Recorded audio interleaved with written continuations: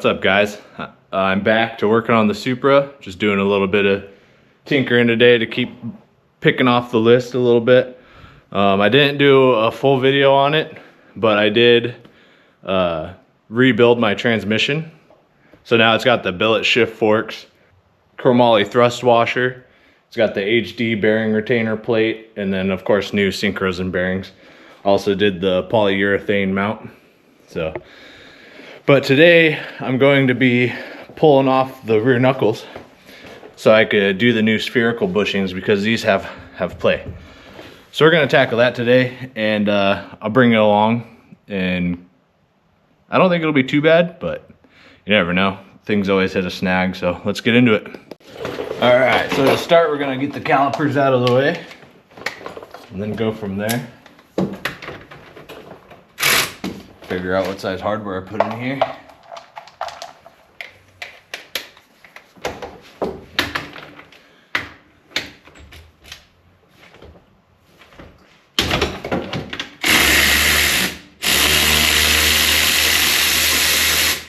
Alright, I'll have to be a little bit vigilant because I used those shims that all just fell out to space the caliper correctly. Since obviously the Evo caliper and the STI rotor were not made for the Supra. So I have it shimmed to be perfectly centered, which makes it, you know, a little more difficult to pull apart, but you gotta do it. Alright, see if I can catch these shims before they fall on the ground. Alright, so usually if you do shim your brakes, you know, just try and keep the shims with the bolt. So that way you remember how many shims went where.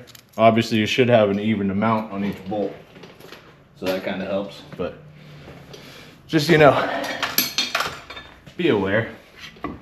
So I'll hang this cap. Now I'll take this guy off.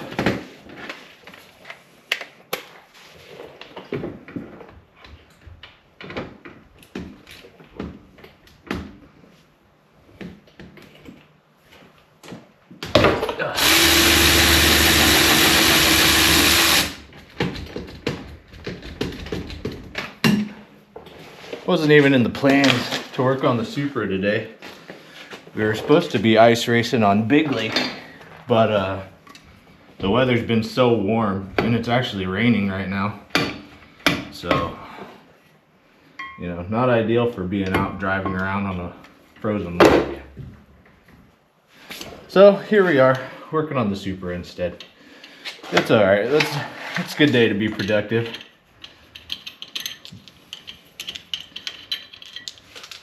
So the STI rotors aren't the same center bore as the Mark III Supra is. So take it to your machinist and have him shave it out, and then it fits right on. My machinist was actually stoked to do it because he's just so burnt out on regular old resurface jobs that he was thankful to have something fun and different to work on for a little bit.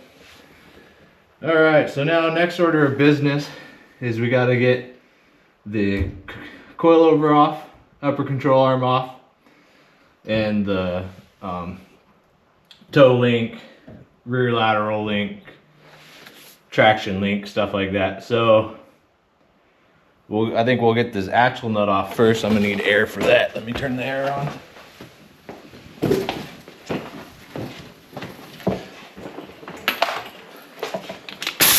We'll just zip off this axle nut real quick.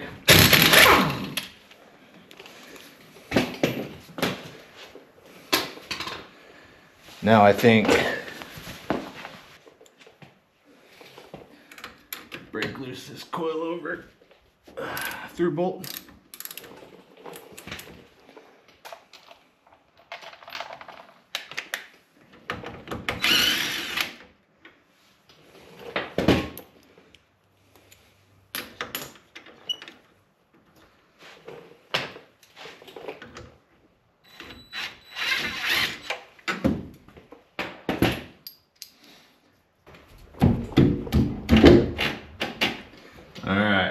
Now that's out of the way, I think we'll try and get this upper control arm off of here. Those nuts are kind of a pain in the butt. Wonder if it'd be easier to just remove the upper control arm, because you can't really get anything on that nut. Let's get the lower links off first. See if we can just swing it out of the way and get the axle out of the way to just run it off with an impact or something. That's going to be a 21.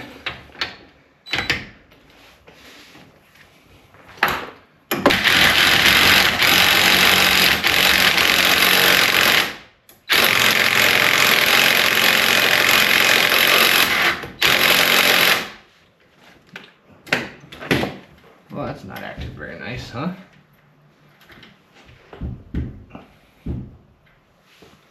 Aren't we coming off that very well?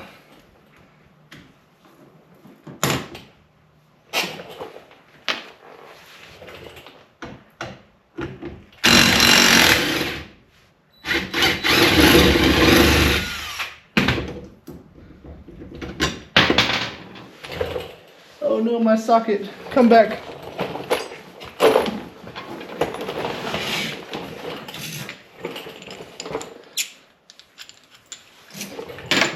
Actually a 21. Yeah, so I'm gonna need a different wrench. Grab hopefully a better round awl tool.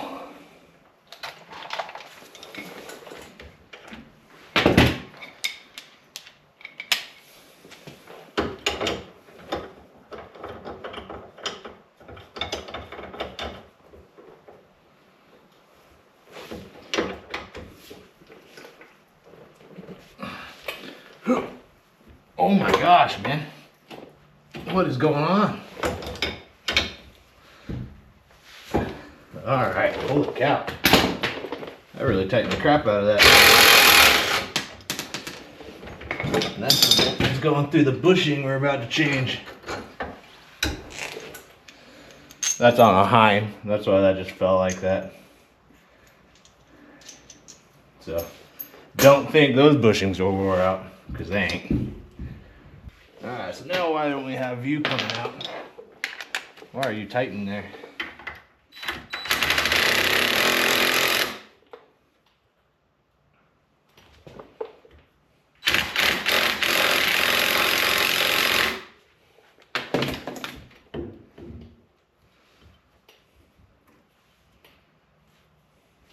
Let's give it a little tap, tap, tap-a-roo. Why are you being like this? Can't we just be friends and get along? Huh? I grab a punch. That bolt's got a pretty good dimple on the backside. I could smack into it, I think. Carefully smack this bolt out without screwing up any threads.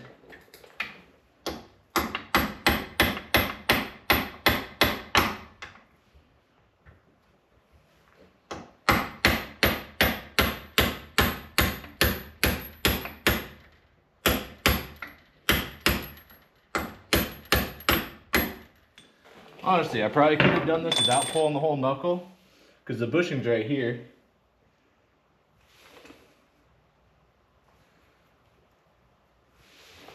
But, might as well get it out of the way. Why are you being a pain?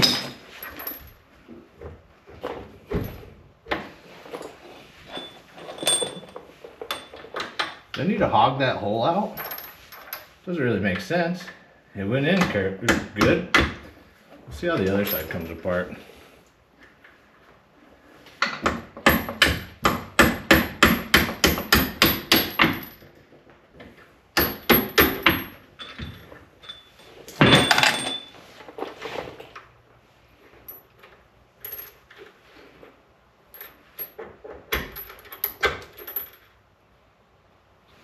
Alright, so that's out of the way. Now I got the axle out of the way. So yeah, now that that's all out of the way, we can get an impact just right up here on this nut. The axle's not in the way anymore. Run it off, but keep the nut on a couple threads. So that way when you smack this taper fitting loose, it doesn't fall all the way off. Ball joints and tie rods are all taper fitting, so you just gotta shock them loose with the hammer a little bit. There's other ways. Some people really like pickle forks, but damages the boot most of the time. So we're just gonna put this nut right back here so we remember where it went. So now the rear knuckle's off, and we got some spherical bushings here to change. These are the guys that are bad. I believe the new bushings are in here somewhere. Yep, so these are factory Toyota spherical bushings for there. Bought them from Night Run Garage. It even comes with a sticker. Shout out to those guys for hooking it up, having all the parts I needed. But this is that bushing. So now we just got to find a way to press this out of here and press the new bushing in. I did bring home my ball joint press, so I think we'll set that up real quick and see if we can find a way to do that. Alright, so I think I got a decent little setup here. I had to take the little cup adapter off the bottom, and that way if it's perfect, it'll fall right in there. Of course, it's not going to be perfect, but we'll just try a quick little press.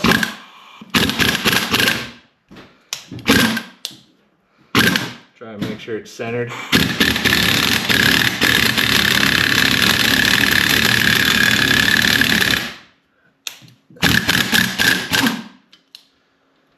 Alright, so we pressed the inner part of that spherical bushing out, which I kind of expected.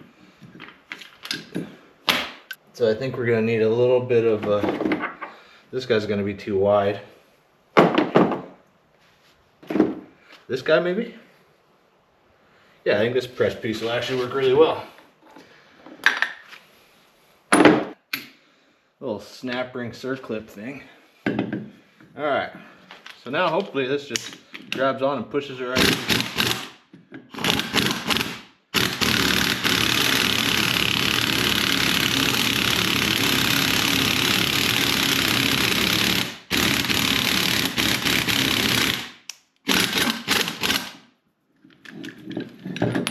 Alright, bushing is out. Now we just gotta press the new bushing in, and that'll be that. But we're gonna wanna press this in along the outer part, because obviously when you push in on the inside part, it just comes apart. It's a bushing, two pieces, inner sleeve, outer sleeve. Slides right into this like that.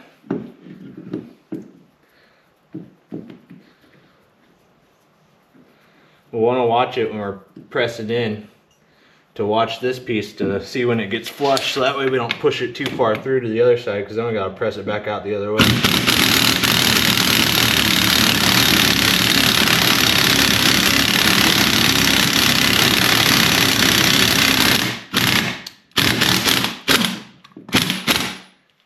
And then just like that, that new bushing is pressed in. So that's not too bad. It doesn't seem like this bushing is bad, so I'm gonna leave it for now. I didn't feel any play when it was on car. Honestly, I forgot about that bushing when I was getting these. So that won't be a big deal. We'll leave those. Those aren't usually the ones that go bad. It's always these guys that give you that rock in and out, side to side kind of feel. So I think while the, turn my light back on. While the rear suspension's this tore apart, I'm just gonna go ahead and get that coilover out of there now. Like I said in the previous video, I'm gonna be changing the spring rates. BC Racing doesn't ship to Alaska. They're shipping USPS. We have USPS. So I shipped them down to my buddy in Vegas, and I'm going down in a couple days to go drifting with him. I'll bring you guys along, probably do a little bit of video at the event. It's the, I'm rabbit holing here, but it's the Vegas Drift Import Face-Off in Chandler, Arizona. So I'll do a little bit of videoing there. We're taking my buddy's LS Power 240. So I'll have a lot of in-car, hopefully. And, but anyways, what I was getting at is I just had them shipped to my buddy in Las Vegas. So that way when I get down there, I could just put them in my bag and come up. But we'll just pull these bolts out real quick, those nuts, and drop this coilover out. And then we'll put the knuckle back in. And I don't know, just seems easier that way. Now I can drop these nuts to where I won't find them.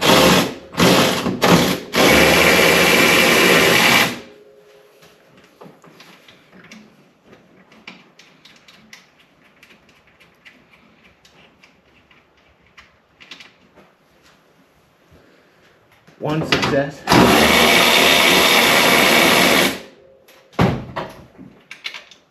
Two success. And then of course the coilover is going to fall out. On the removal of this third and final nut.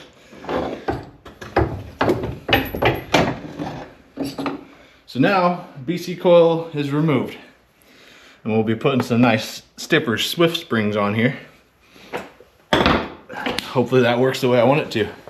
Let's just go ahead and throw this side back together.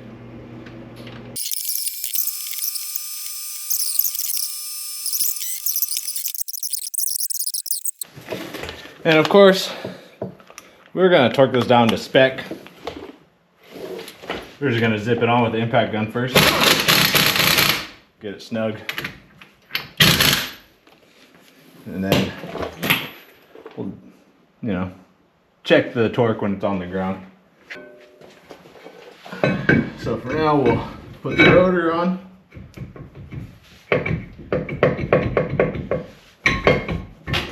My machinist made that a nice tight fit, so it's fun. Last winter, I went ahead and did all new hub bearings all the way around when it was apart, so that's why, if you're wondering why I'm not just, you know, doing that preventatively now, is because they're all brand new. So I've already did that preventative.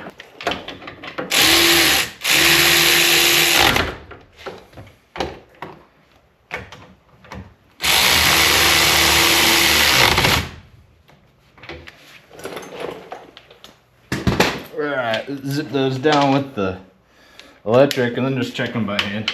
I don't want crap falling off my car. I don't want to be that guy out at the event. So now the fun part of fighting those brake caliper shims into place with this caliper. See who's on my side today, huh? See if I've been living right, some people say.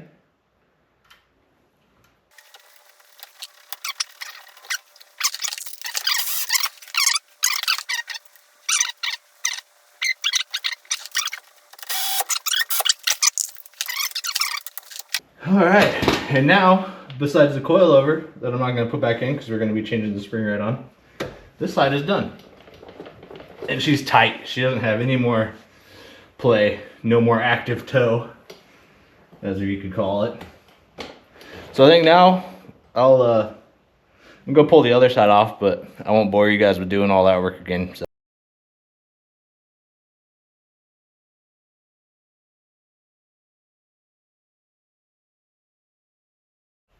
All right, successfully changed the right side bushings now. Everything in the rear is put back together, minus the coilovers. But yeah, so that's a really easy job. Most people can do themselves with the right tools. We still got a lot more to do. Here's my list. So far we've gotten the build trans off the lifts and rear knuckle bushings. So we still got VVT gear oil leak to fix. Big brakes in the front, don't have those yet. They're made to order. Ball joints in the front, I'm gonna do that when we're gonna drop the front cross member out to try and fit that other rack in here that I talked about in the last video. It's gonna take some fab, and I'm still not quite sure if it's gonna work, but we're gonna find out. So yeah, ball joints will get done at that point. Clutch release washers, I'll just pop those in when it's going back together. Spring rates, waiting for me to get back from my trip so we can do that. Make a better ECU mount. You guys saw that in my last video. It's kind of falling apart. I'm just gonna do some aluminum, maybe even mount it to the floor. I kind of like having it mounted in the glove box. I think it looks pretty cool, but the floor under an aluminum cover would be easier and it'd be pretty clean. So I don't really know. And then I could have the glove box back. Next would be digital dash, still kind of up in the air for that. And then the drive-by-wire conversion. I actually have all the parts I need for that now. Let me just kick stuff on the floor. Right here I have the adapter. So that'll bolt to there, and then I bolt the E-throttle body right onto that, and it'll clock it, so it'll sit probably about like this on there with the adapter. And then somewhere I have, oh yeah, right here. And then right here is my throttle pedal. So I'll just have to build a bracket so I can mount this right to the firewall and try and keep it a lot like the factory location. So yeah, I'll do a video on that for sure, about kind of how I laid it out to be ready for that, the changes that need to be made for that, and how I make the bracket and stuff. So yeah, I think that's gonna do it for now. Just I got things to do today that don't involve cars, unfortunately, so I'm gonna go do that. And yeah, you guys stick around, let me know what you think or what you want to see, and I'll keep making videos whether people watch them or not. Thank you.